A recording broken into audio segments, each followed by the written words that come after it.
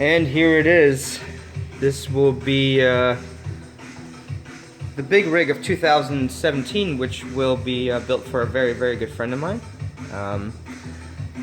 This puppy is going all out. Will be built in January.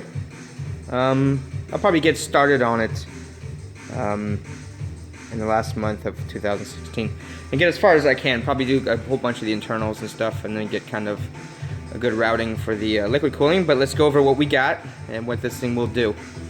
At the core of this thing is the 10-core Broadwell Extreme Edition big baller Intel chip. This puppy's got 25 megs of level 3 cache. We're gonna overclock it to 4.2, 4.3. That's about where they end up at. We are going with heavy liquid cooling, so we might be able to push a little further than that, but temperatures usually aren't the problem when you have as much radiator as we do. Speaking of radiators, here they are.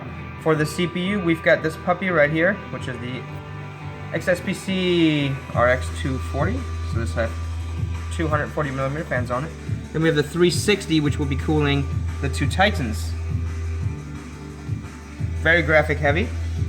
Two reservoirs with built-in Liang Li D5 pumps, or D5 pumps, two of those.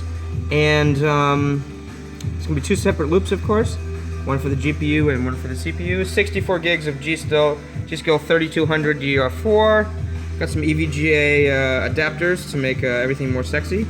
Got the EVGA T2 1600 SuperNova. This is one of the best power supplies you can pretty much get. Also, we have the EVGA DG87 case right there, which is going to be really, really good for this build and have really, really good cable management and optimized for water cooling. You know, two reservoirs are going to go pretty much right here, and you'll be able to see them. But the airflow, this is a side-to-side case. Okay, you see that? It goes in here, comes out there. That's the front. For blocks, we've got the EK Titan X Pascal blocks for these puppies right there. So we got two of those, full nickel. They got to be, or nickel plexi on these, and full nickel on the CPU block. Just to start, we've got the NVMe 960 Evo, 500 gig, and that's going to go directly onto the board. And in a M.2 adapter, we're going to put a 2 terabyte Pro version of these for just about everything else. A couple of RGB light controllers, some fan controllers, you know, doing everything as best as we can. We're going to have Noctua fans in this baby. Here's the flex tubing that we're going to be using. We got 2 boxes of the Primo Chill black. This is pretty much the best tubing that I've ever used, and that's what we're going to use. And then below here, what ties it all together is the Titanium Gaming Edition MSI X99 big boy board. Really nice board. Look how few surface mounted components there are. I mean, these things are just amazing nowadays, and these have very, very good BIOS features and all that kind of stuff. Very stable boards too. But that's pretty much where it's at. Everything else is just, you know, details like fittings and all that stuff are in another box. But this is what's going to be going on. In addition to, we are going to, let me walk you through here.